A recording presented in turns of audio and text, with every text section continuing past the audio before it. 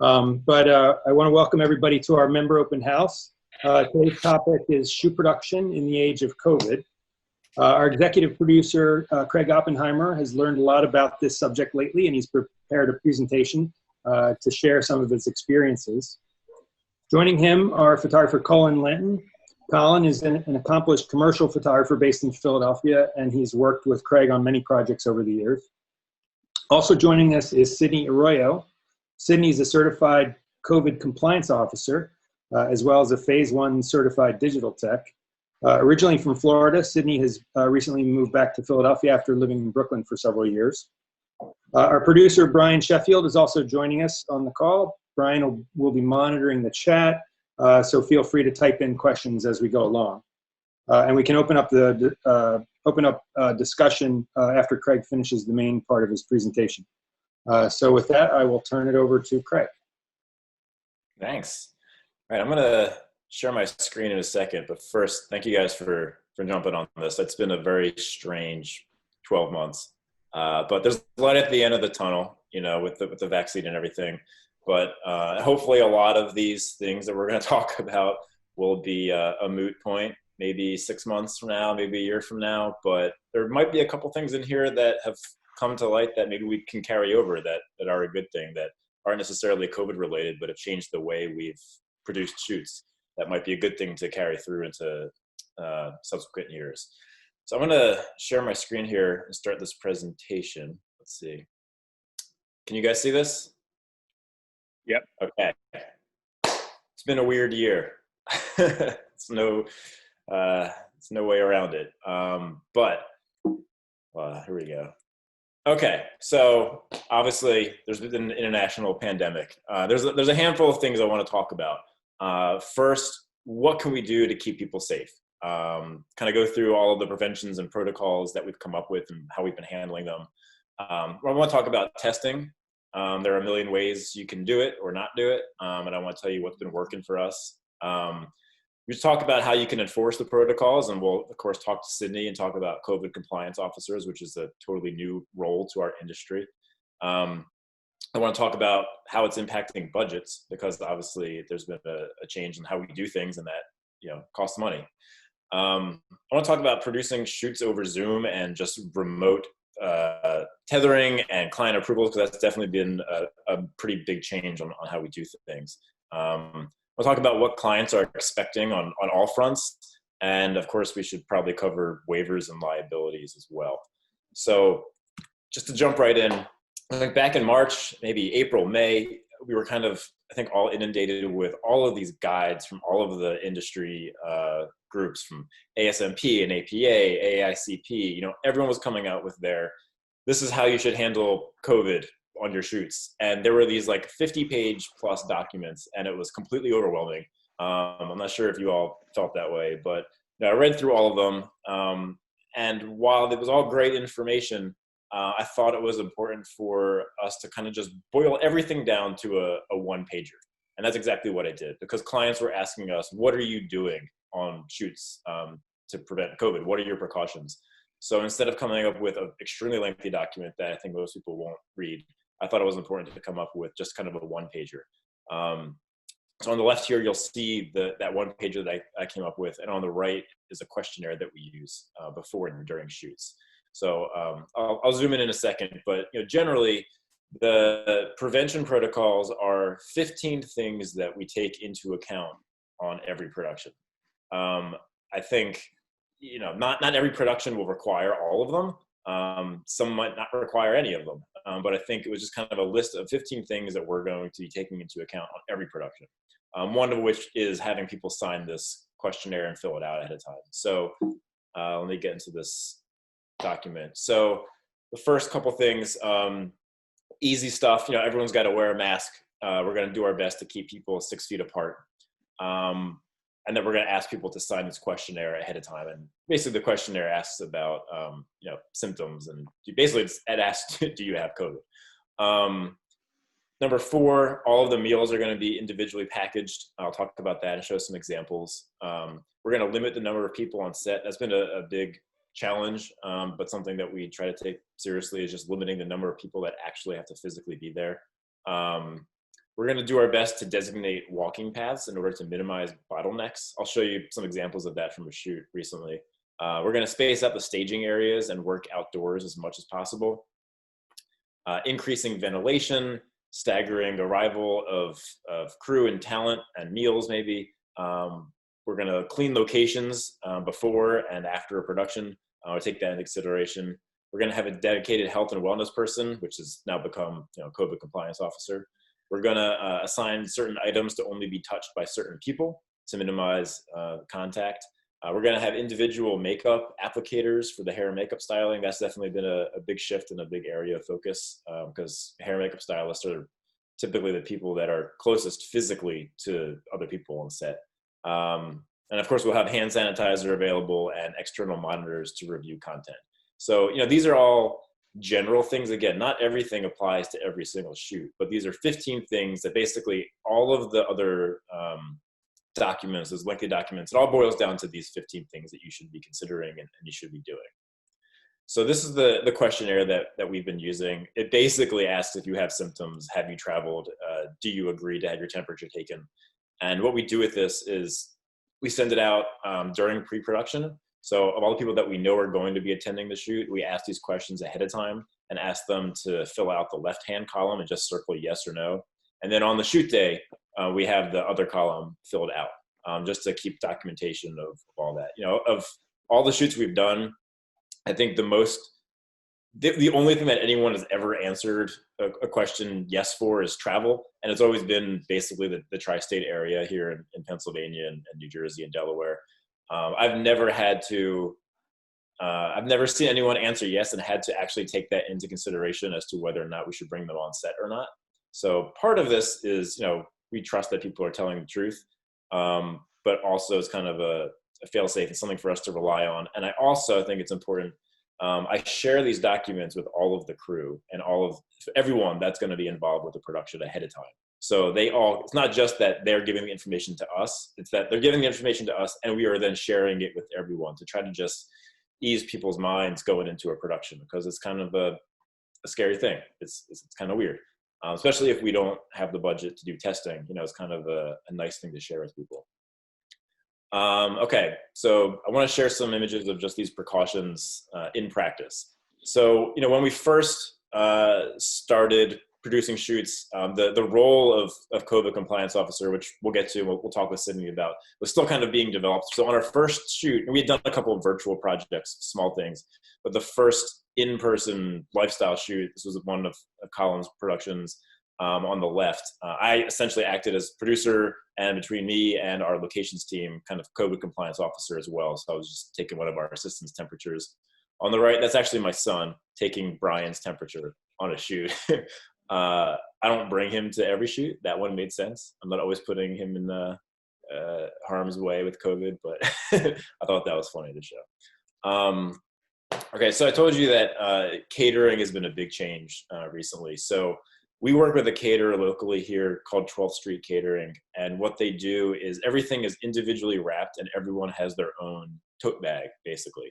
So lunch shows up with as many blue bags as we have people, typically a couple extra. Some are labeled vegetarian or not.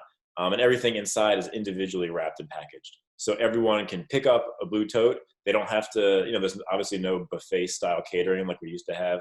People pick up their blue tote, go sit down. Everything they need is inside and it's all great. The only downside is there is a lot of extra garbage and, a lot of extra plastic being used, but I think they've done a really good job and the food is awesome. So I think all caterers, well, most of them, the good ones, should be providing something like this. I think everything definitely has to be individually wrapped and packaged. I think this company goes above and beyond, and it's been working out really well for us. It's been a really great option.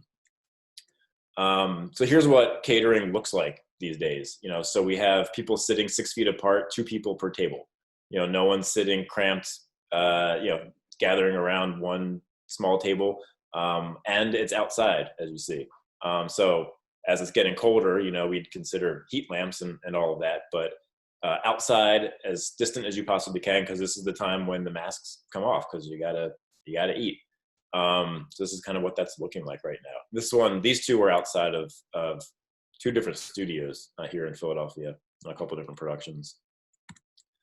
So on the left, obviously hair and makeup is changed a little bit. I mentioned individual applicators for hair and makeup. Obviously the stylist there is wearing two different masks. Actually, I think she tends to wear two masks and then the face shield as well.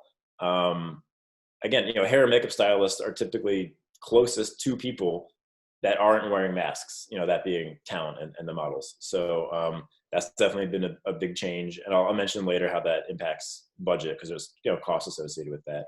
On the right, just a picture of a fan, but what it represents is increased air ventilation and circulation. So that's inside of a house that we were shooting at. You'll notice that the windows are open too.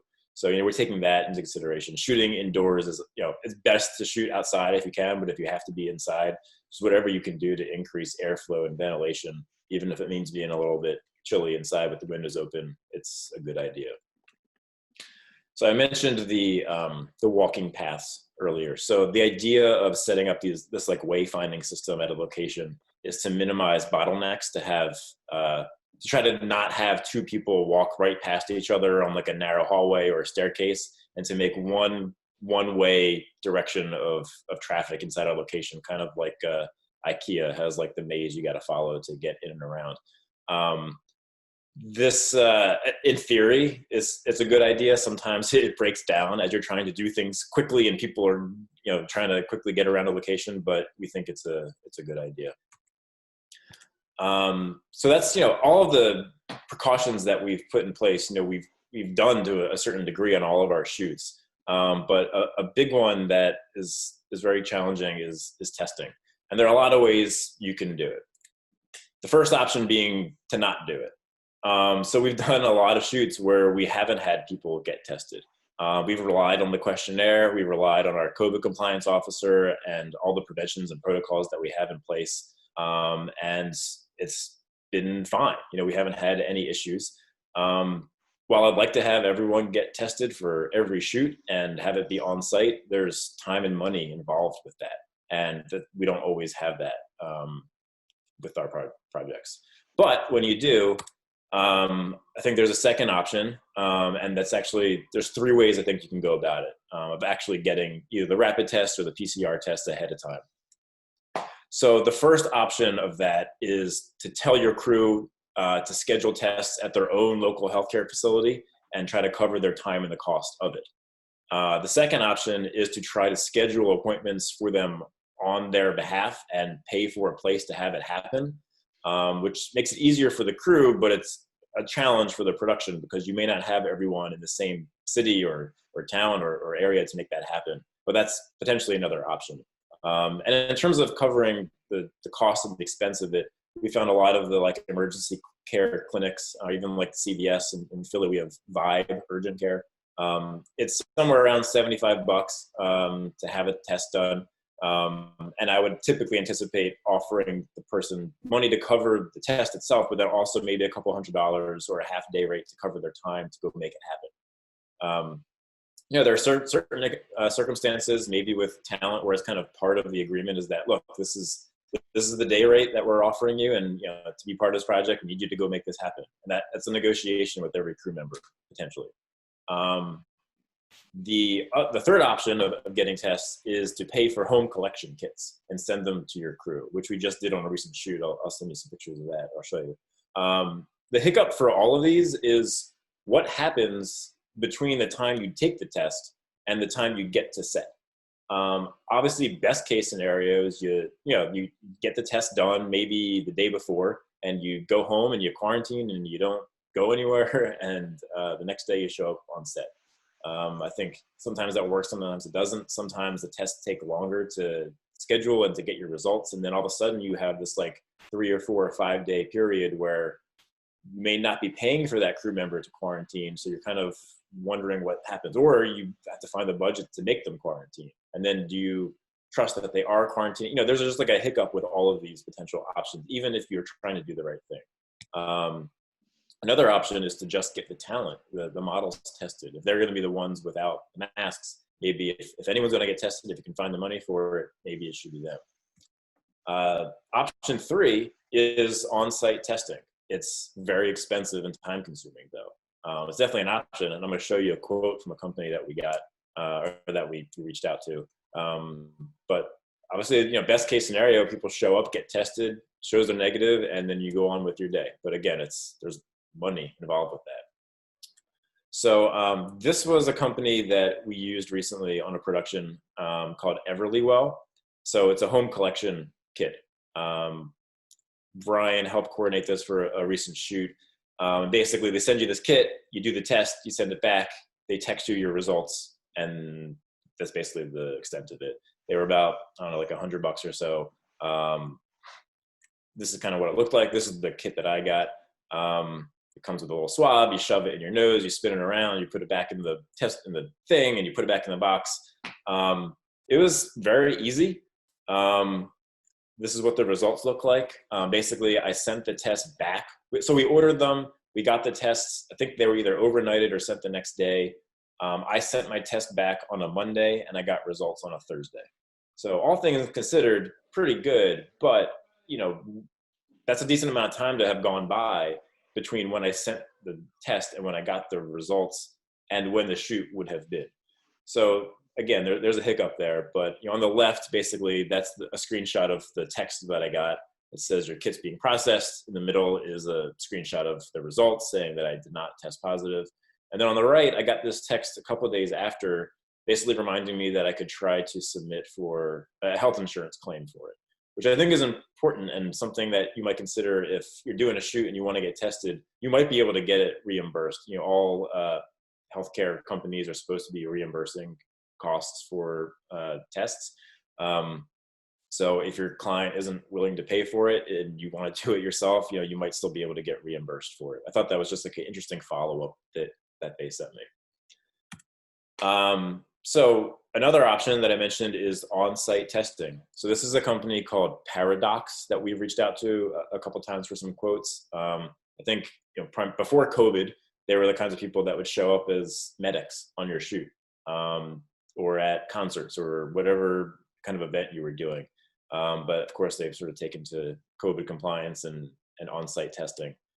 I wanted to share this quote that I got from them because I thought it was interesting to give you a sense of price. So this was for a 2-day shoot. And the way they charge is first they charge for, based on the number of people that you need tested, and then based on the number of machines and people that need to be there to operate them. So this cost reflects a 2-day shoot with 9 people on the first day and 17 people on the next day with 2 machines. So you can see it's $7,000. And one of the downsides to this is that I think they said that they can crank out a result every 13 minutes, which is pretty fast. But if you have 17 people that need to get through this process before you can really start your day, not only are you talking about the cost of this itself, but you're probably looking at overtime costs to actually get a shoot done or to figure out a way to do your shoot and get all of your client requested content completed within a 10-hour day without running into overtime. So it slows things down. But if you have the time and money and there are clients that have the budgets for this kind of thing, that's great. But we found a lot of clients, it's not in the budget. It just depends who you're working with, I suppose. Okay, so how should you enforce these protocols after, whether or not you've done testing? Obviously, COVID compliance officers are the new role. So this is Sydney on one of our recent productions. I'm going to stop sharing my screen for a second because I want to bring Sydney up here. So if you haven't already noticed, so Sydney Arroyo is here. She's one of our COVID compliance officers that we work with a lot. Sydney, I was hoping maybe you could just tell us what the transition was like. I know you were teching before all of this, what the story is and how you started doing COVID compliance officering.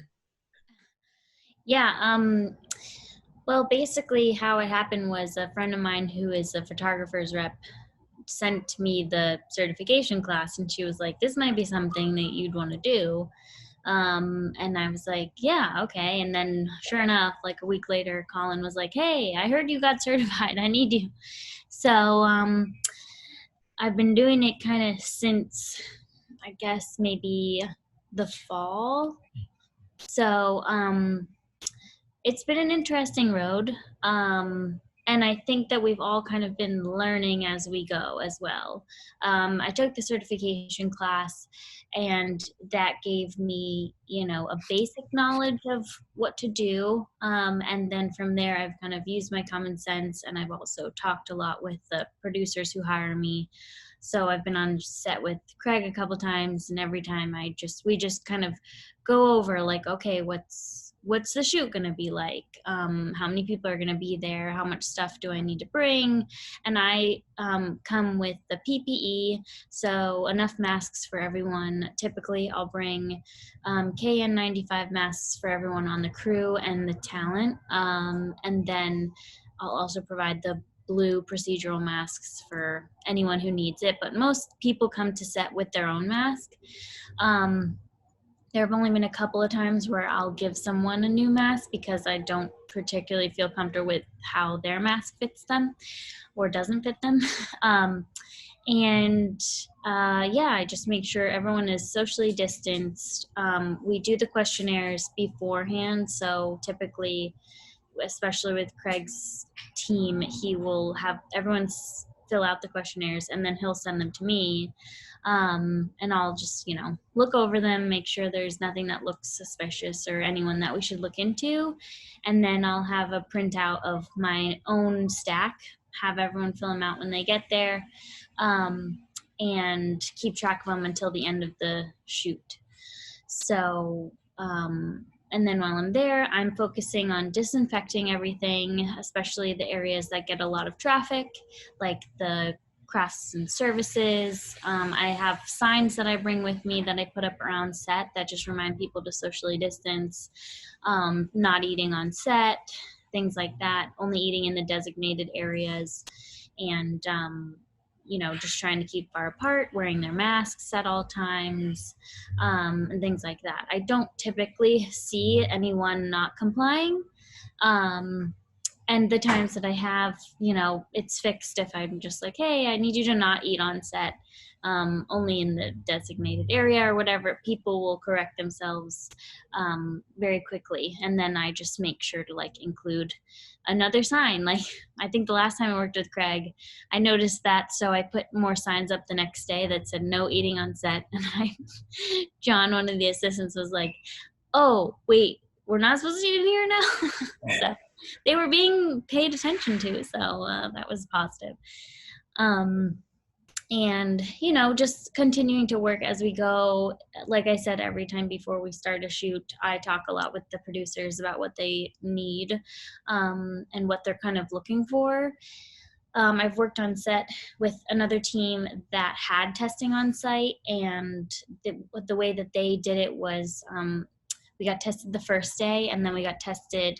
It was a week-long shoot, so we got tested the first day, and then they tested everyone in the middle of the week. And then they were pretty open with their crew, and they also had worked with them a lot, so everyone understood, while you're on set, we expect you to, not go out and not do crazy things during the week when we need you on set the next day. And there were no problems with that.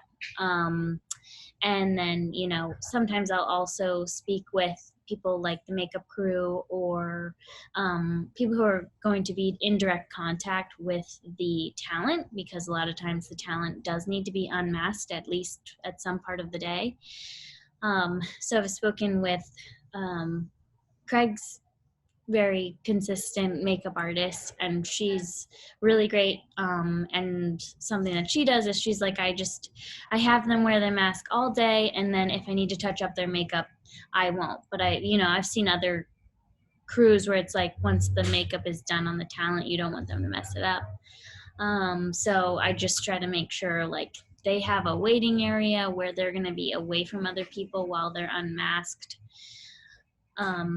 And just always monitoring throughout the day, walking around, making sure people are, doing what they're supposed to. It's a little bit like playing the bad cop, because I have to tell people what to do sometimes.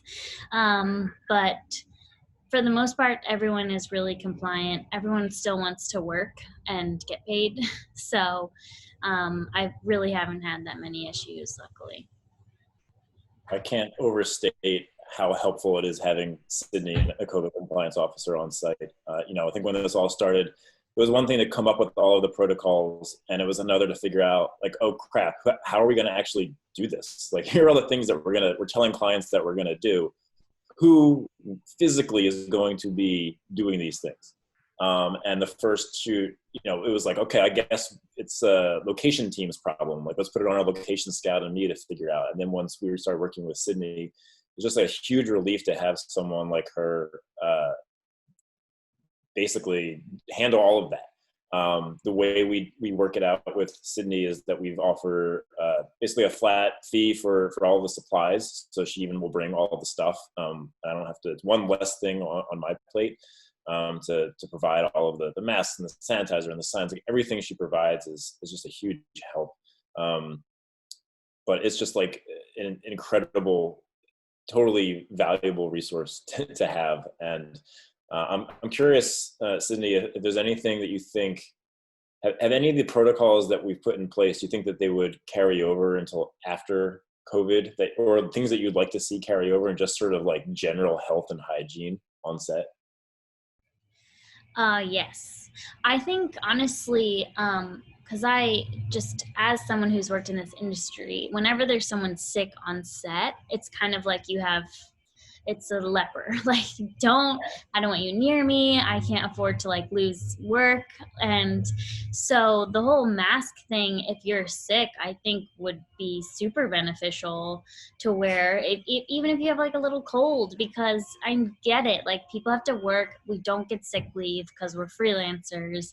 And, that could definitely alleviate that thing. And hand sanitizers everywhere is really great, especially near craft services, because people love to graze and snack, especially when you're bored and there's a slow part of the day.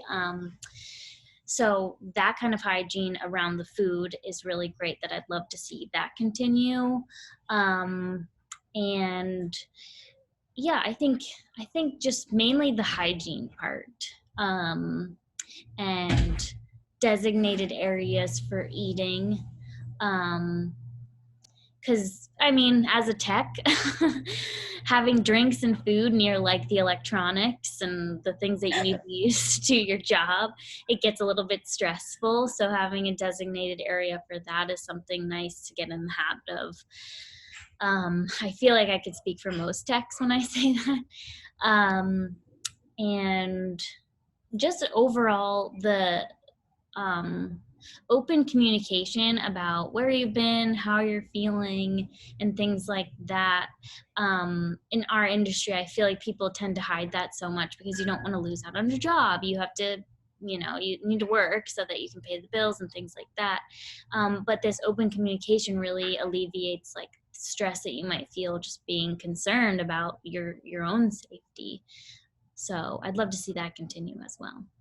I totally agree. And I know that even before COVID, after every large production, I typically got a cold, because think of all of the handshakes and the hugs and the stress and weakened immune system probably, and the travel and everything that goes into a shoot. I think after it just like really wears you down. So I think if anyone is sick going into a shoot, maybe it would be fine to see them in a mask, even if it's a year or two from now.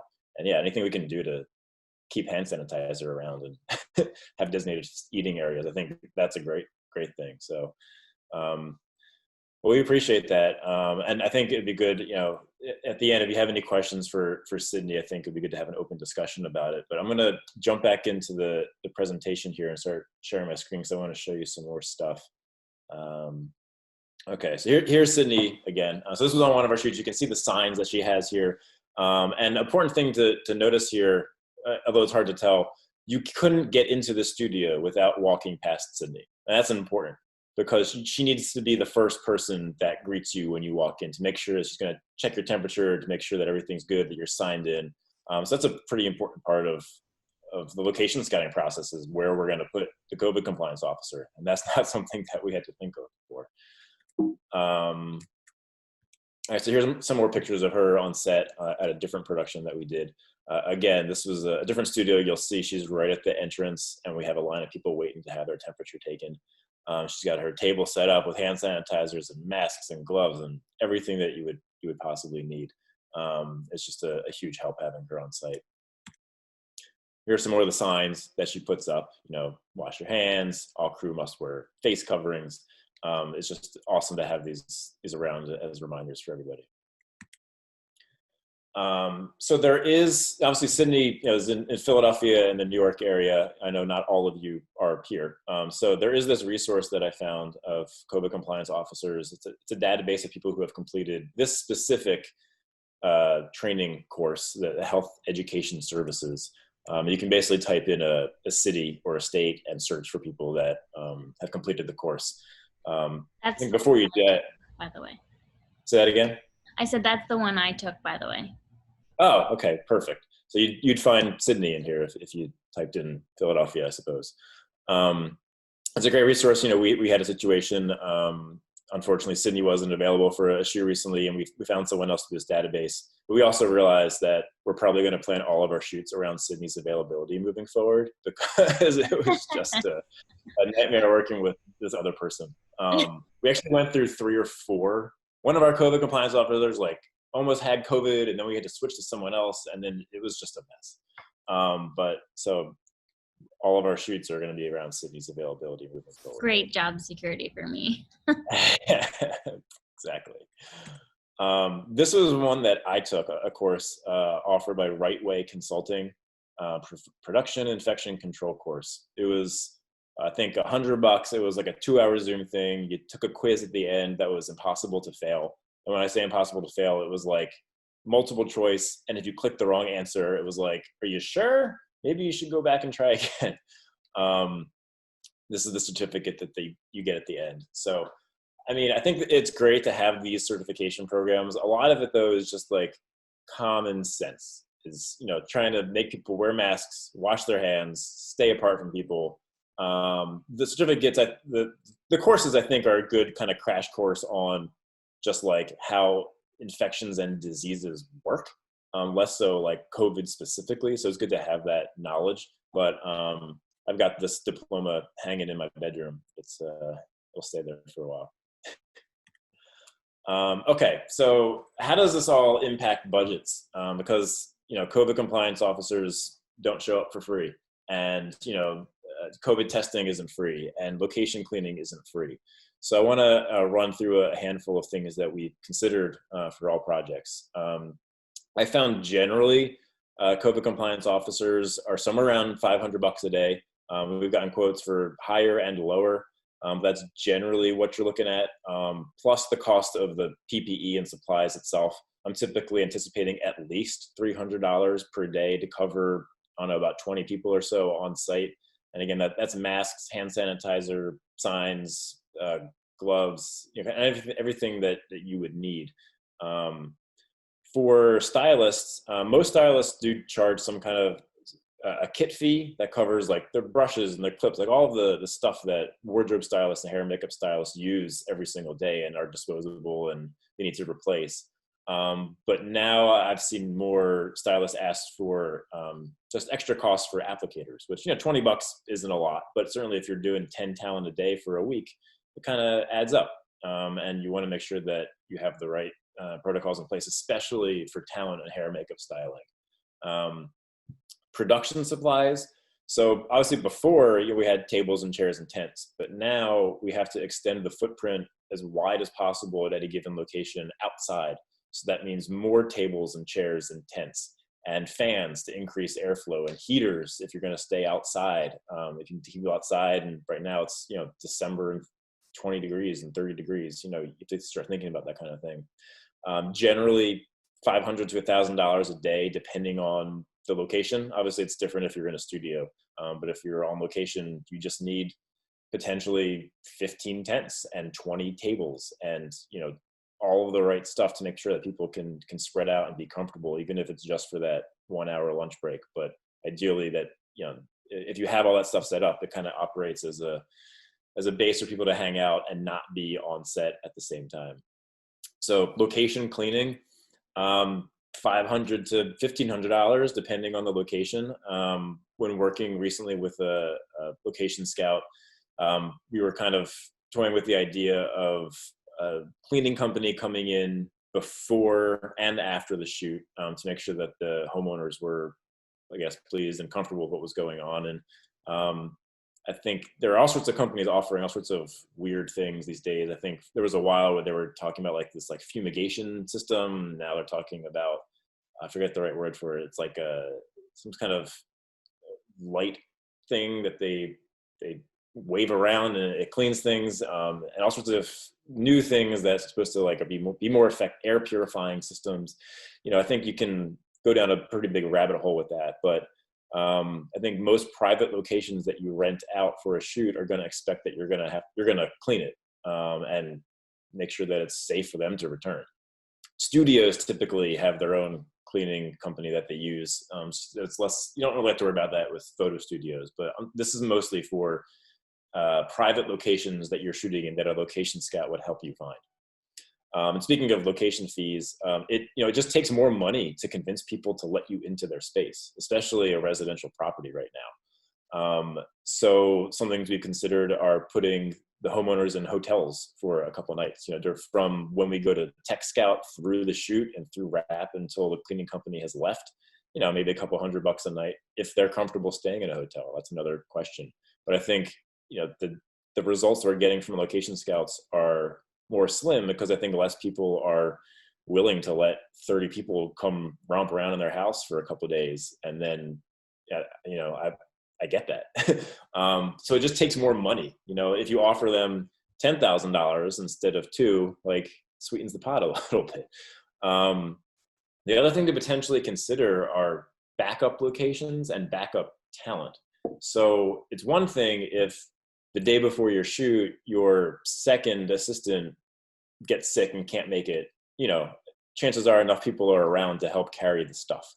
But if you wake up the morning of the shoot and the property owner says that for whatever reason they have a cold or they're just not comfortable anymore, that ruins the shoot. So potentially having a backup location that you've paid for a small fee in advance to hold them is a good idea. And talent as well. We've paid backup talent hold fees, basically a couple $100 to make sure that they aren't booked on another shoot. And that if someone shows up to our shoot and we have to tell them to go home, that they can get to set within 10 minutes and be our backup. We haven't had to, call on that. We haven't had any issues, but we have paid backup talent fees on shoots and had clients agree to that and recommend that. Backup crew is a good idea as well. Maybe paying half-day rates to hold crew. Again, this is a pretty deep rabbit hole you can go down on. If you have backups for everything and you're paying for all of that, that adds up. And sometimes there just isn't that budget available for it. So you have to kind of choose wisely on what you want to do. COVID testing, obviously, it could be $0 if you don't test anyone. It could be $10,000 if you have on-site testing and a ton of people and overtime costs and the costs of the medics to facilitate all of that. One kind of intangible item is the extra stress involved for everyone. And maybe that's just like charging higher rates for everyone, from producers down to caterers. That's a hard one to put a finer point on, but all of this stuff costs money, and some clients are going to have it and make it a priority, and other clients don't care. We've experienced everything in between. So in BlinkBid, which is the program that we use to put together our estimates, I have a new category that I call health and safety.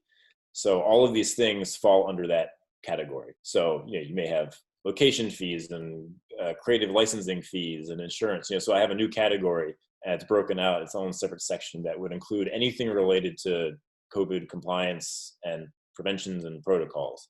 So I think that's an important thing to break out. I think clients want to see that on your estimates. Okay, so how do you produce a shoot over Zoom? This is a fun new world of Zoom. And I should also mention Microsoft Teams has become a big player in this game.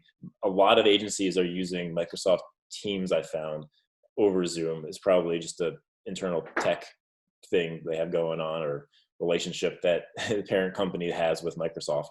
But it's definitely changed the way that we've done things or are doing things. So I thought I'd share a couple tips and tricks, and I took a bunch of screenshots over the past couple of months of projects that I've produced to kind of show you what's important and how to handle it. So on the most basic level, I think what you want to do is tether to a laptop as you're shooting and share your screen, whether it's Capture One or whatever program you're using. That's what clients need to see. They want to see what you're shooting. And it's easy to share your screen just like I am over Zoom. It's the most basic way to do this if you have a limited crew. Another thing to do to increase that level of production is to add another view of the set, at least another view of kind of an overall 360, or not even 360, just a wide angle of what's going on set, and maybe some other camera that shows the photographer's face or whoever is talking to the client. So you really want to have 3 different views. One is the content that's being captured, 2 is your face talking to the client, and 3 is just an overall view of what's happening on set. I think it's really important to consider having what we're now referring to as a Zoom master, basically someone to take all the stress of waiting rooms and muting and unmuting and logging in and being the host off of your shoulders as the photographer. You know, you already have enough on your plate, especially if it's a shoot that you can't, it doesn't call for a producer and a tech and all the stuff. It's a lot to juggle. So consider having someone, even just an assistant, monitor that for you. We have experimented and been successful with setting up breakout rooms for private conversations. When clients can't be there, sometimes they need to say things and don't want everyone to hear it. And there's a hierarchy of communication that happens on productions, from clients to agencies to productions to assistants, and then back up the ladder. So it's important to know how to set up breakout rooms and establish what we call backdoor channels of communication, whether it's the chat on Zoom, texting, phone calls, breakout rooms, whatever you can do to give clients more ways to communicate with you and your team, the better. I think it's also important to keep it fun. I mean, I know what it's like to sit on a Zoom photo shoot for an entire day, and it can get very boring, especially if all you see are the images coming in and you can't actually see and hear what's going on. It's really not fun. So think about your clients, and don't forget the people that are on site. So a lot of our shoots, we've had 1 or 2 people as opposed to maybe 5 or 6 from the client and agency. And don't forget to take care of them and offer them remote viewing. So I think this might be helpful to show a couple things. So first, actually, to back up, this is Dave. He's a digital tech that we work with a lot, and I think Cindy can attest to this as well. He has become not only our tech, but our Zoom master, our remote monitor wizard, our computer genius, our tech guru, our wearer of many hats, our link between us and the client and the agency over Zoom. I think he's just like a very, very valuable piece of our production footprint. So go find yourself a Dave, find yourself a Sydney, find yourself someone that is very tech savvy and can on the fly figure out how to let someone into a Zoom meeting, or figure out what's going wrong with Zoom, or how to set up the Wi-Fi hotspot, or how to run the cables from the remote camera to this monitor. He's been just really incredible for us. So it's really, just like a COVID compliance officer, it's a very important part of this new equation of producing shoots. So here's an example of a shoot we did a while ago with Angelo Berendino. I'm not sure if he's on this call, but this was for Bank of America. And what I wanted to show you here is, these are 2 different screenshots, obviously, over Zoom. What's important is that first, the client is seeing his Capture One screen. He's seeing the images coming in, but there's also a view of him speaking to them. And that's like, at the most basic level, that's what you need. A client doesn't want to just see the pictures and hear your voice. They want to talk to you as if they're there. So I think he did a really good job at this. This project happened in a couple of different cities. So here's another, this is the same project, different city, with Brittany Bravo. Again, you see a view of what's happening on set and the lighting, and you see her on the right talking to the client and agency. Again, it's really important just to have these different camera angles and different views. David Johnson was also part of this project. This one, he was actually sharing his bridge screen because they wanted to look back at some of the shots that have been captured. So one interesting thing is that typically on a shoot, a client might want to like, oh wait, did we capture this? Or can you go back to that thing? Talking to a tech. And if they're not physically there and they can't walk up to the tech and see that, you need to have a way for them to be able to do that. So one way that we've accomplished that is Dave has been processing JPEGs of the shoot as it's happening, dropping those files into a web gallery. We use a program called OneHub. It's basically like an FTP. So while the shoot is happening, a client in real time is getting, small JPEG versions of the files to play with, to look back at. So we don't have to stop what we're doing and look back. They're getting those images to play with. Sometimes they're putting them in comps and emailing us and showing us how it's looking or what they want us to change. But I think it's a really important part of the process and just another tip that we've picked up after doing some of these shoots. So that overview of the scene, that view, it doesn't have to be anything fancy. This is what Dave has set up on a bunch of shoots that we've done with Colin. It's a small webcam on a stick. It's really nothing fancy, but it provides exactly what the client wants to see. They want to see what is happening during the shoot. Why is there silence? Like, who is hair makeup like tweaking something? Like, what are we moving things around? What are we doing? So again, it doesn't have to be fancy, but this is what we've been using, and it's worked out very well. So on the left here, you'll see what that view looks like. This is from a recent shoot we were doing, a pharma campaign. And on the right, you'll see so our client was in the other room looking at the content being captured in the kitchen. And again, this is part of don't forget the people that are on site too. So he needs to see the content, but you'll see that he's not huddled behind a digital tech looking at their screen. He's in a separate room looking at a large monitor of the content being captured, while the people on Zoom are seeing an overview of what's happening and the images as well. Another big thing that needs to take place typically during a shoot is approvals on wardrobe and props. And that is a really challenging thing to do with someone that's not physically there. Because while it's great to have that overall view of the scene, and sure, a photographer could take a quick picture of something for a client to consider, a lot of times you need to move around and go somewhere else. And it may be hard to bring that camera on a stick around with you. So on the left here, you'll see we were picking out accessories for a talent to wear. On the right, that's a stylist, Maria, that we work with. You'll see my laptop propped up on the chair. She's holding up that outfit for the client to take a look at, to review over Zoom. After we did a handful of those, I started to think that it might be best to take that to the next level. So I started using an iPad mini on sets for this kind of stuff. That's obviously Colin there. I'll get him to chime in just a second about this project and others. But what's happening on the left there, so that's my arm holding the iPad. That's Colin. That's our COVID compliance officer in the background. To my left is Maria holding up a bunch of outfits, and I'm using the forward-facing camera on the iPad mini so she can see herself talking to the clients and getting feedback in real time. And that iPad allows me to be mobile. So on the right, it's nothing new to have an iPad where you stream the content being captured to, but it is a new thing to be able to, that's actually a Zoom call. So my iPad is, I'm on Zoom with the client, hearing their feedback and seeing what Colin is capturing in camera, all remotely over this Zoom channel. And then I can relay information back to Colin. So, with that, I think actually this might be a good opportunity. I'm going to stop sharing for a second. I thought it'd be a good chance to bring Colin in here. So Colin, photographer in Philadelphia. We've worked a lot together, done a lot of projects, especially during COVID. I was hoping maybe you could just chime in and give us a sense, maybe first, how has this changed the creative process? We've talked about all the precautions that we've been taking, but how has it changed maybe the way you've gone about the creative process with either before or during a shoot with clients?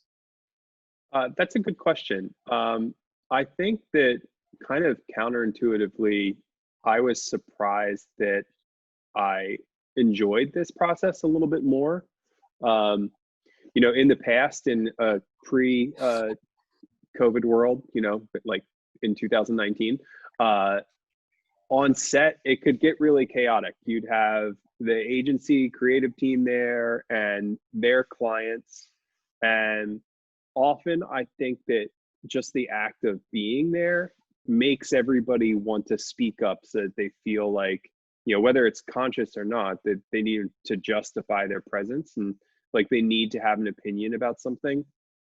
So sometimes you get, for lack of a better phrase, just some real dumbass opinions that are thrown out there and you need to address, and it can kind of slow things down. What we've found is that by having people on the Zoom a little bit more in the shadows, they don't feel like they need to speak up unless they really truly need to speak up. It's a much more smooth flowing, or it has been for us. I think possibly we've gotten lucky. It's just seemed to flow a little bit better, and I think that it allows for maybe a better collaborative environment where people aren't just saying things just to say them, and it allows better ideas to kind of cut through the noise and the clutter that would have been there previously. I totally agree with that. So many of these shoots have way too many cooks in the kitchen, from client and agency, and figuring out the hierarchy of communication and how, the rigmarole of approvals, it cuts through a lot of that. And only the most important people are physically there. And the clients that aren't there, they chime in when they need to, but it really speeds things up to like cut through the crap and figure out what needs to get done, as opposed to people just saying opinions that end up costing an extra hour to try to accomplish something that was just an idea that they felt needed to be said, so they felt important on site. So I totally agree with you on that. Has there been anything you think we could do better, or anything that you would like to see last? Like I asked Sydney about what would be good to see last after COVID goes away, from a production standpoint, or maybe from a creative standpoint with clients. I do think that having, along those lines, like if we could limit the amount of people on set in general, especially on the agency and client side, I think that it does help the creative process. Sometimes it is just too many cooks in the kitchen. So I would not be upset if, agencies and clients cut their travel budgets in the future just because they realize they don't need to all be there. That said, I'm sure that will come back because, it's a lot of work that goes into these shoots. And I think that it's fun for them to be on set. And I wouldn't want to take that away from them ultimately. Other than that, I think that the individual lunches are really awesome. Like that's some, it's some really good food that we're getting there. I would hate to see that go away.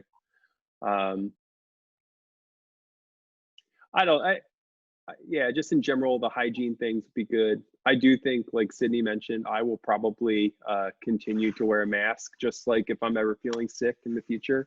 I live, in a neighborhood here in South Philadelphia where we have a large Southeastern Asian community, and they would often during flu season wear masks, long before any of this stuff.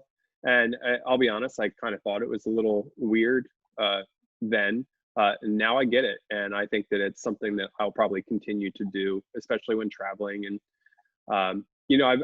I haven't had a cold this year. I haven't had any downtime like that, and I think that that's kind of been like a nice little side personally. If there is a silver lining, something that I've enjoyed. I'll second all of that. That's perfect. I'm going to jump back into the presentation, but again, I think at the end we'll have an opportunity to get both a photographer and COVID compliance officers take on any questions that you guys have. But let me share this again. So back to kind of remote shooting and tethering and the challenges and solutions that we found. Here's another shoot. So this is Microsoft Teams. Obviously it doesn't look too different. It's a video sharing platform. This was a shoot we did for Kohler. So Guys on the right are from Kohler in Wisconsin. Guy on the left is Alexander Manton in Singapore. This was a video production that we were doing. And what was unique to this is that, so the interview was being conducted over Zoom. So the guy on the top right was asking the questions. The guy, obviously the subject was answering them. So on the left, you see kind of the scene of what the studio looks like. On the right was a direct feed of the video camera. So the client could check lighting and could see what was actually being captured. And it worked out really well. So we were all still able to tune in and watch it happen, but we turned off all of our screens of the people who weren't actually, other than this, the two people here. So what the guy on site saw was just a computer with Brett's face on it, as if he was in the room asking the questions in real time. I think Singapore happens to be like 13 hours ahead or something. So like our call time was 9 p.m. It was kind of a crazy production. This happened in 5 different cities around the world. And all the photographers were able to really deliver on the remote viewing and approval system. And it just worked out really well. So this was another example of it. And again, I think, something I wanted to point out. So with Microsoft Teams, there's the web app, and there's also, like, you can download an application, just like Zoom. And if you ever are using Teams, I would absolutely recommend downloading the application to your computer, because there's just a lot more functionality, just as an aside. So speaking of that, I think it's important to cover what clients are actually expecting. So first, they want to know how you're handling COVID on your shoots, and that's probably got to be a document of some sort. They don't want just like an email back. They want you to show what you're doing. So something like I shared previously, the 15 points. I've seen photographers put together full treatments on just what they're doing for COVID. I think they want to know what you're doing, and they want you to prove it to them. They also want to know how you're going to handle the remote viewing. So, Colin and I have been on lots of calls where the topic was just discussing how we're going to handle Zoom. A Zoom call to figure out how we're going to handle Zoom is basically these calls that we've been on. So have a plan written down. It might seem like second nature, like, oh, I'm just going to share my screen and you'll see it. Like, clients don't understand that, and they need to be walked through what that process is going to look like, what they're going to see on their screen. And it might even be worth offering to do a test Zoom. We've done that before, just with the agency, just like test out the breakout rooms, show them what it's going to look like. Dave set up basically a bunch of cameras in his house to show us what it would look like, and to give clients the opportunity to toggle back and forth between those breakout rooms. Even though we weren't on a shoot, they needed to kind of understand what it was going to look like. And that's also a big part of our pre-production meeting now, is once we actually have a shoot come to life, people don't understand, non-creative types don't understand what it's actually going to look like and how Zoom's going to work and what that's going to be like. So giving clients an idea is a good idea. They're also expecting backup plans of some sort. Again, it's partly money and time, but they want to know what the backup plan is. We've found that some clients are extremely buttoned up and other clients don't seem to care. So you're going to find a wide range. One agency that we worked with recently, sometimes they want us to provide everything to them and say, okay, this is what we're going to do. This is what we're going to make people sign. This is how we're going to handle it. And they're okay with it. Other agencies send us documents that they want us to either agree to or send out to everyone. So a pharma agency we work with, sent us this lengthy document. It basically says that we're going to have all the procedures in place. And they provided us with a questionnaire that they wanted to use. In addition, they also provided a document where they presented yes or no questions, and they had us go through and answer yes or no to all of these things on what we were going to do, because they needed this document to sell their client in order to produce the shoot. So this was a pretty lengthy document. And for some of these things, it applied to us. This was actually just during the bidding process. This wasn't a shoot that we have yet to produce. We haven't produced the shoot yet. So this is just in the bidding process. They had us fill this out. So, things like, providing space between makeup stations. So I answered no to that because we only had one talent there, only one stylist. Everything else that made sense to answer yes to, I did. And But you can see this is a lot of information, a lot of hoops to jump through just in the bidding process to get a project off the ground. So again, I think some clients are very buttoned up and they're going to provide lots of documents for you to sign a review. Other clients are going to rely on you to figure out what needs to be done and give them a sense that you're doing the right thing. So speaking of legal documents, I suppose, so waivers and liabilities. So we haven't specifically, some photographers have, some other production companies do make people sign a "you won't sue us if you get COVID" kind of a form. But here's one that ASMP put out. We can link to this later. It's basically, if you just Google, I think, assumption of risk COVID ASMP, this will pop up. Also, just the regular cancellation agreement that we have and the force majeure clause that we've added to our cancellation or our terms and conditions it's not bulletproof, but it is something to kind of, I guess, pull to or look at if something does happen. So overall, I think it's important to address what is and isn't working. So what is working is that I can tell you with all these preventions and protocols, not a single person has gotten sick on any of our productions. I think that says it all right there. Obviously, masks and other precautions are easy and it's working, and the help of COVID compliance officers and just cooperative crew and the location team, it's all working, and we've done some really great work. What isn't working from my point of view, keeping 6 feet apart is very hard. While we try, it's just a really hard thing to do when you're on location. And the walking paths, as much as we try to put the signs up, I'll admit, I went the wrong way at a location the other day. I'm not gonna kick myself off set, but I knew I was doing it when it happened. It's really hard sometimes to adhere to some of the precautions. Also, what isn't working is that some clients say they want to do the right thing, but they don't necessarily have the budgets to do the right thing. And when the money is available, they don't want to put it towards the right part of COVID precaution. It's been a very interesting dynamic depending on who you're dealing with and what kind of agency and what kind of budgets they have. I also think what might not be working is the practicality of testing. Even if you have all the money in the world, there are false positives and negatives, and there's the concept of quarantining between the time you've taken the test and the time you got to the shoot. All of this, again, hopefully will be a moot point in a year or two, or hopefully sooner. But I think it's important to kind of just give you guys a dose of reality and let you know that while we're doing all these things, I don't want you to think that it's all bulletproof and that there isn't more we can be doing. I think there are some things that are easier said than done. So with that, that's a wrap.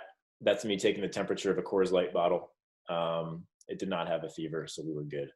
I'm going to stop sharing my screen here. I wonder if any questions popped up, maybe in the chat during all of that, or anything we could maybe address with Colin or Sydney while we have them here. Brian, did you see if anything popped up during the presentation in chat? Yeah, Dan. Sorry, guys. Dan had asked for a question. Asked a question, Craig, before you answered it, about a link to the COVID compliance officers. So I'll throw that link into the chat here as well, so we have that.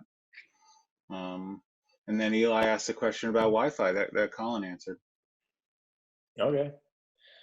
Does anyone else have any questions, comments, any either horror stories or success stories from recent shoots, or just anything they want to jump in and share? Don't all jump at once. I got a question for Sydney.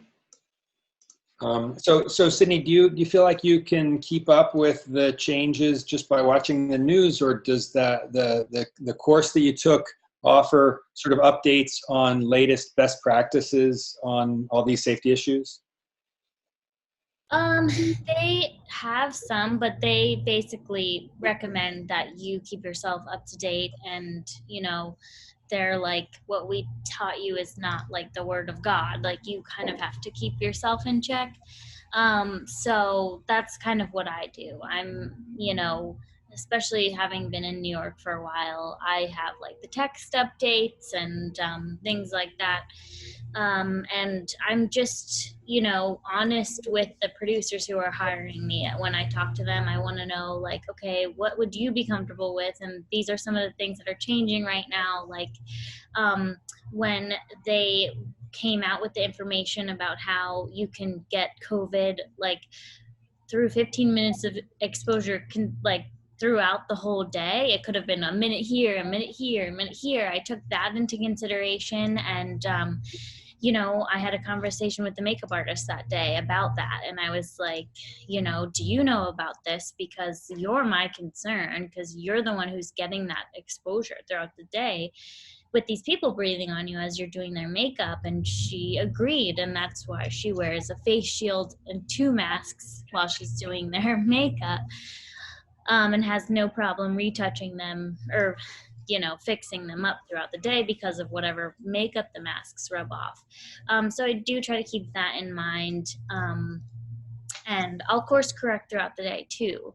If I see something's not really working or I need a sign in a certain room, I'm going to bring that to set the next day and make sure that, people are in the know. Because, I think a lot of, we say that most of this should be common sense, but when you're in it and you're working and you're trying to be focused on like getting the job done, it's normal for people to forget, like, oh gosh, I'm standing right next to this person. I didn't think about it. Or, and I don't think it's malicious. It's just that, you're there to do a job and try to do it well while all this stuff is happening. So, we just got to keep an eye on that stuff. And so that's what I think is a great thing about at least my position, because in our certification, they specifically say you cannot be a COVID compliance officer and something else. Like I can't be a digital tech and a COVID compliance officer the same day. So I think now that there's starting to be more COVID compliance officers on set is just really nice for producers like Craig, because I just can't imagine doing that job and also having to like take people's temperatures and keep track of where they're going and where they've been. And that kind of stuff. And just a follow up for Craig or Sydney, do you guys have a sense that everybody in the equation is sort of equally concerned about safety, or do you feel like either the client or the agency or the photographer or the talent or the crew, are some people as groups more concerned about it than others, or is everybody sort of equally concerned? I'd say hair and makeup stylists and talent are probably the most concerned. I mean, talent, they're not wearing masks. Hair and makeup stylists are physically closest to other people. I think everyone else is just a matter of, do you believe or do you not? I think it comes down to like a personality and intellect question. And we've seen the gamut. We've seen people that are extremely buttoned up and don't want to, and the exact opposite, that don't seem to care, and everything in between. So I think it's hard to, put people into groups of who cares more. But it makes sense that talent and stylists are at more risk being in closer proximity to one another. So we try to make sure that they are most attended to. I agree with that. It's hard to say like anyone who cares more. It's something you kind of find out on set, and you're like, oh, it might take you by surprise that they care so much, or they might not care at all. And I've also gotten approached by people who like don't believe that this is real, and they think it's a conspiracy theory. I don't know, but I'm like, okay, well, I'm the COVID compliance officer, and you're supposed to be wearing your mask over your nose and mouth, like. It's my job to make sure you're safe regardless of what you think or who you voted for. So, I think it just kind of comes down to that on set. It's like, okay, well, I think we can all leave our pride at the door a little bit right now and just make sure that no one's going home severely ill just because we need to get a job done. Totally. We've not had to kick anyone off set yet. And so we've got a good record there, but I wouldn't hesitate to if we had to. Yeah, I have a couple of questions, actually. But primarily for some of the other photographers here, just about kind of like with all these safety precautions in place, like on larger productions, how have you felt about the workflow and the efficiency of shooting on set, and like, you know, the time involved for each scenario, and how's that process been for everybody else? Because I've found even on smaller shoots, I haven't had any larger shoots since the pandemic started. So like even on smaller shoots, I find things to be dragging a bit slower. I have to be a little more methodical about how I approach things. So I'm curious, like everybody else's experiences with that. Yeah, any of the photographers here want to jump in on that? You're still muted. There you go. Okay, there we go. Yeah, so I remember very early on in the pandemic when everybody was shut down. Here in our city and state, we weren't allowed to have anybody, more than one person in our studio. So I had a liquor company call me up and they needed some bottles, photographed imagery done. And it was me by myself firing the camera from the phone through the Capture One Capture app. And it was comical, but I'm sending images to the client. They're looking at it. Can you move the left slightly to the left a little bit, maybe feather it off? So it definitely was trailing very slowly, but it didn't bother me because I felt like, well, I'm getting something done for them and for my company as well. But then once we started getting people in, not everyone showed up. And the key players who really had a say on whether or not we were good to move on to the next image or not, weren't there. So we're sending images, and I learned a lot today. It's been very beneficial with Zooming and live and getting clients interacting in a live manner. What we were doing, we're doing screenshots and sending them out, getting everybody on a text message where everybody's getting it all at once. But that meant that they had to be on their phone and reply back. And we're not able to move on to the next shot until we hear back from them. So sometimes it's like 20, 30 minutes later, like, hello, anybody? Are we good to go on or not? So I think it was tough because we're having a limited number of people in the studio, but the people that were there did not have the authority to say, this is good, let's move on, you know?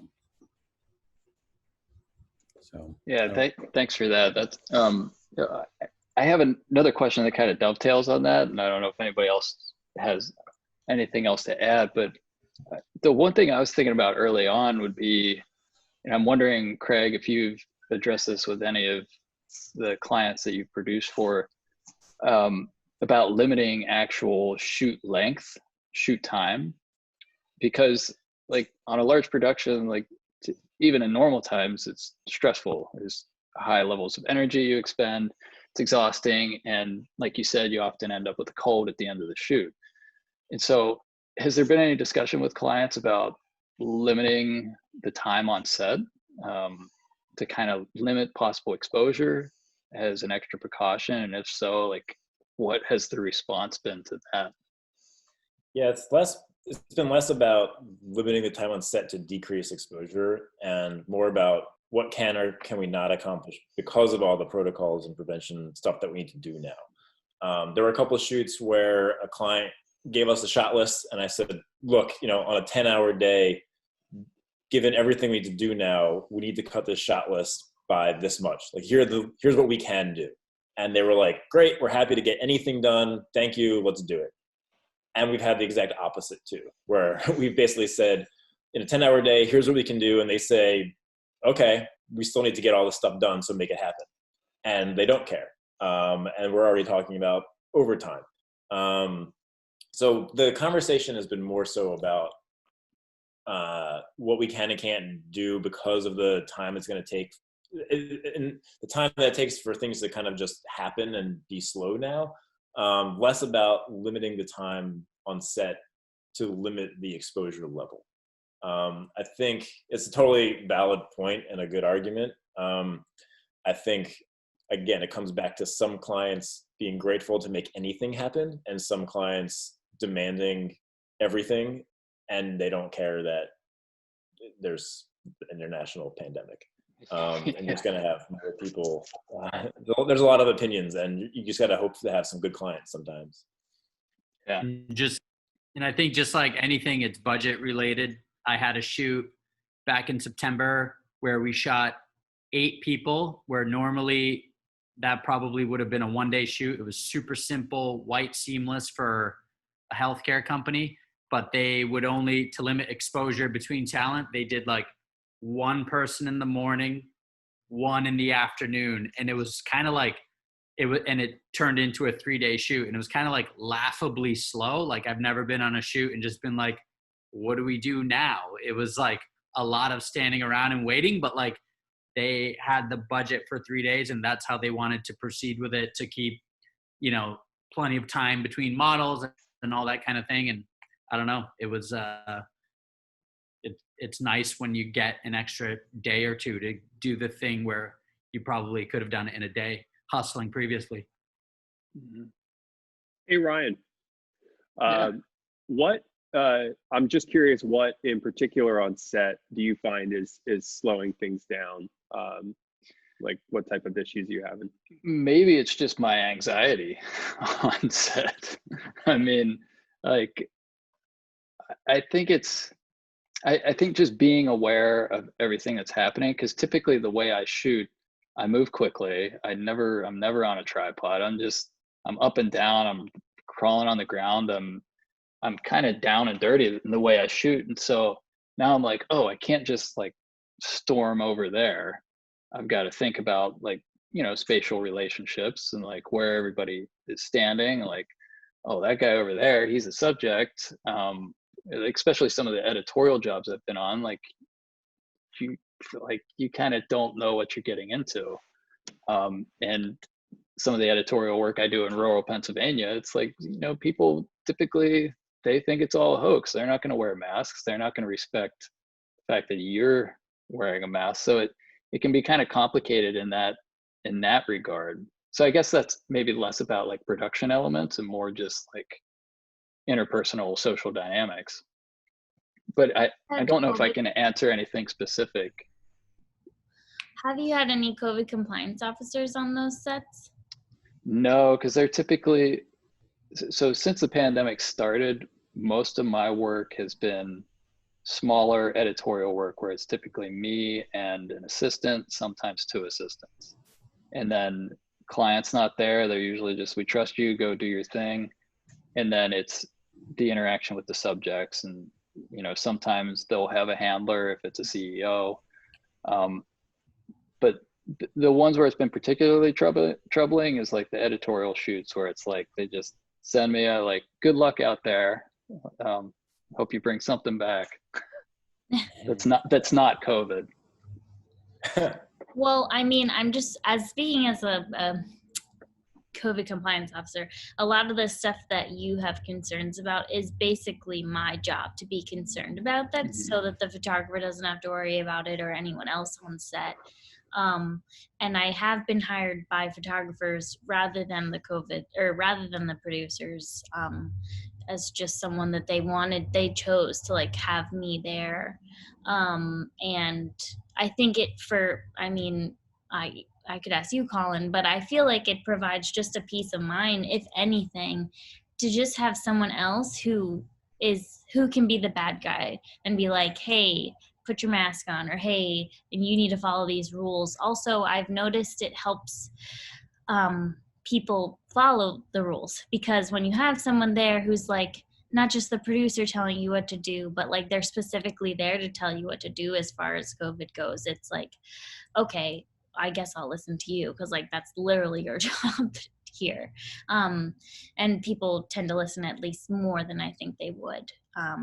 But yeah, I don't know how easily that would happen, but I definitely would recommend, if you even just reached out to a COVID compliance officer. If I was approached by a photographer who was like, I don't know how much, we can give you as far as budget goes, but if you can be honest with me about how much your PPE costs you and stuff, we can at least get it covered. I just would like, it would be nice to have someone like you on set, then I'd be open for that conversation. So just a recommendation. Oh yeah, I definitely want you on set. It's just most of the budgets I've had to work with lately don't allow for any flexibility, and that's maybe the most frustrating part. Is that some of the clients just don't care. They don't get it. Yeah. I'll also say that I think what has sped up a lot of the shoots that Colin and Sydney and I have been on is that we've mostly had pretty much the same crew on all of our shoots. And because we all know each other, we know the way that we work together, and we know what needs to happen in terms of all the different cameras and how lunch is going to work out. Like, it's really helped speed up. Like, when we have to get to the next shot, everyone knows what they need to do and what the expectations are. I think if every shoot had different crew and different personalities, that would really slow things down in terms of like getting people up to speed on how we're going to handle it. But because we've worked together so much, that's really been beneficial. So I know that not every project has a 20, 30 person crew. You know, some are 1 or 2 person productions.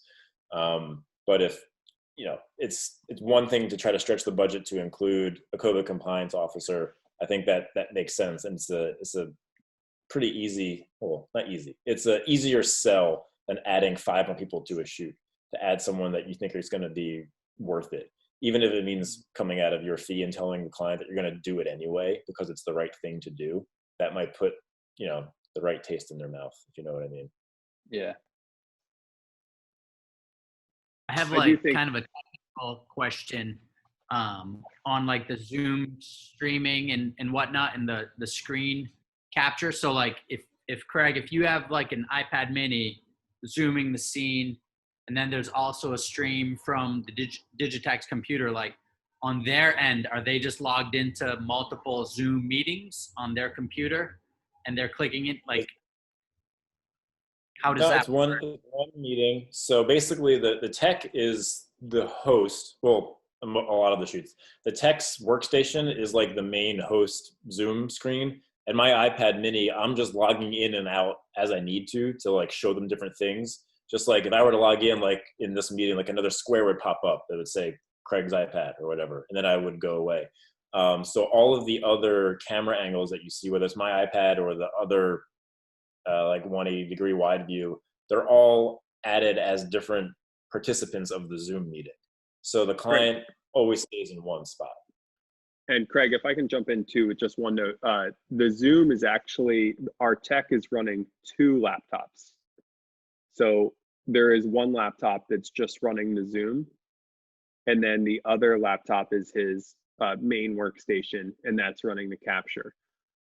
So all of those different laptops are attendees of the Zoom meeting. The Zoom laptop has the webcam attached to it, and that's what you're seeing for the overall set view. And then the capture laptop is, I guess, running as a second screen on the Zoom. It's honestly, it's above my head. This is why you need a Dave. Dave does it. It's amazing. But I do know there's 2 laptops involved. And simultaneously, he's sharing that on monitors on set too. So we have like a monitor showing what's being captured, and sometimes another monitor that is the Zoom screen happening as well, and changing the different cameras. It's a giant headache that I'm glad is not mine, but that's why we have Dave. So maybe I'd like to ask that question. Maybe it's in a different way. You know, so we're familiar, Capture One, Capture Pilot, to be able to view images as you're shooting straight from the camera to an iPad or an iPhone. And that works pretty well most of the time. There's a function, I haven't used it, but there's a function where you can send those images, not just Wi-Fi to an iPad, but you can send them to a web browser.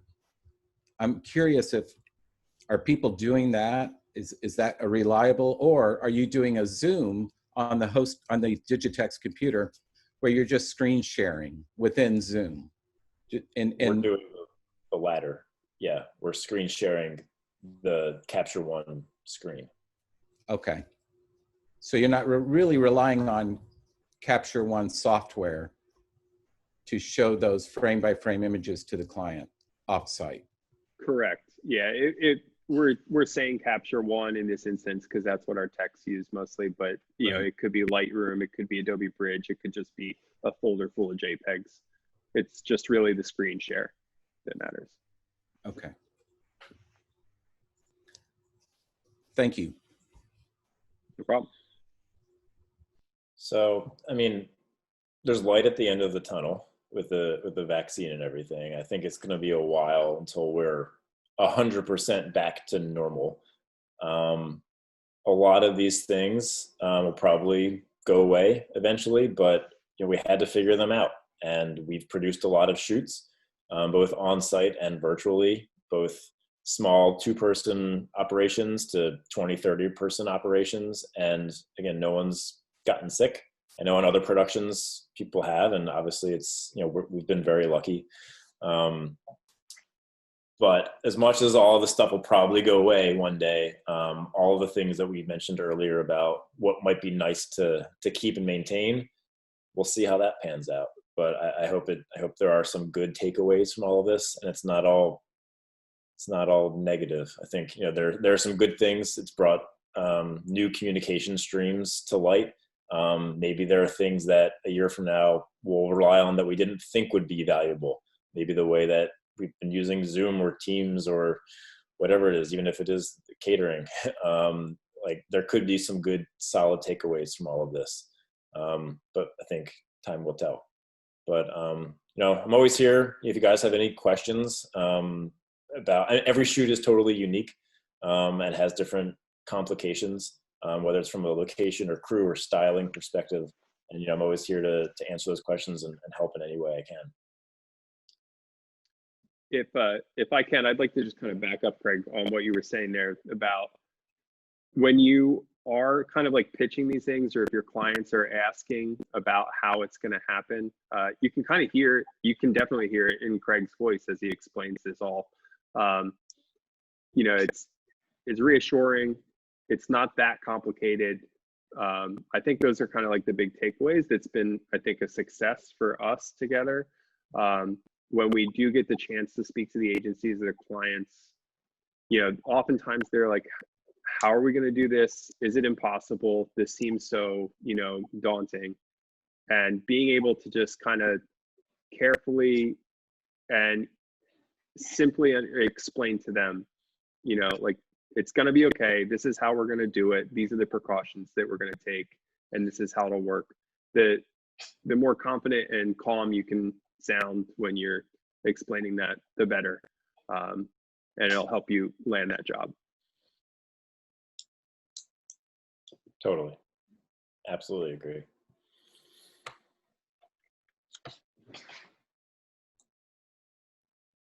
Okay, well, if we don't have any other questions, maybe we should wrap this up. Anybody else have any other final thoughts before we do? Okay, well, gosh, Craig, Sydney, Colin, Brian, thank you all so much for a really informative presentation. Craig, phenomenal job, really. As you were describing how valuable Sydney was to your efforts, I was feeling like that's how I feel about you. So thank you for all that hard work and all that attention to detail. Your clients are very lucky to have you working for them. And I think this has been a really tremendous member open house. The idea of coming together and sharing valuable information has been terrific. So thank you for all of you for attending. And we of course welcome all of your input. If anybody has ideas about future member open house, Craig and Brian and I will be happy to hear from you. Next month we're planning on a program about insurance, which is somewhat related to COVID with the liability issues that might come up. And then in the future, we're also going to be doing programs on LinkedIn and on writing for photographers. And so please let us know if you have other ideas. I'm also available to stick around for a little while if anybody wants to chat about anything at all, anything related to Wonderful Machine or any questions that I can help you with. I'm available to stick around. All right. But thanks again for everybody for coming, and look forward to seeing you next month. Bye. Thanks, everybody. Thanks, everyone. That was a good one.